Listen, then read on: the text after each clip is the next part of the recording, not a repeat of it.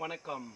So one of the main elements that I want to introduce, I mean, this is not new, you will find this in permaculture manuals, but it's about hedges. So this farm, this particular field is about 1 acre, and it's divided into plots with hedges, and these hedges are composed of a wide diversity of plants, but often perennial plants. So you have things like a banana in the hedge. You have things like the turkey berry, which is it's a little bit behind there, but the turkey berry, it's a wild brinjal.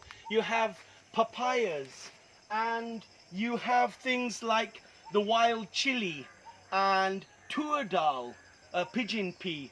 And on the sides of these beds, we haven't got it here, but you could have things like haldi, turmeric, and pineapples.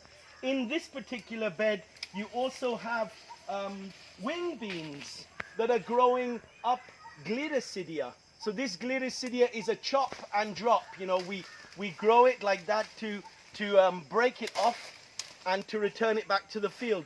But the gliricidia is another component. Here's the tur dal, for example, coming in here with these. I don't know if you can see that in the shot, but that's the tur dal here, and it's about a 2 meter wide hedge. So you could have a couple of lines of tapioca on it as well, and have other creepers like ridge gourd and you know, maybe those small wild bitter gourds that we get.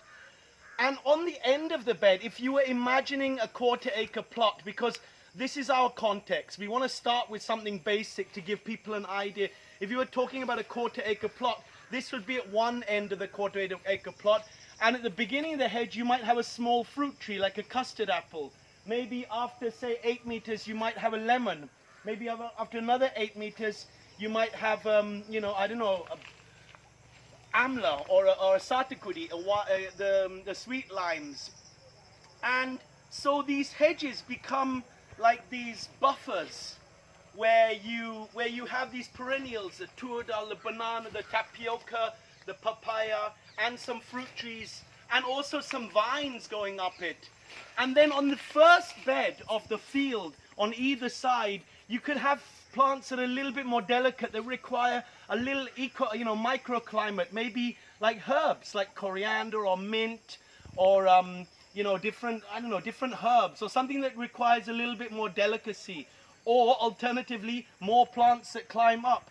So this sort of infrastructure of the field is really what we're trying to, you know, propose as a really important starting element within any permacultural field. This equals diversity, and diversity equals regular harvest, and that's what we need to feed any society. Thank you very much. More to come.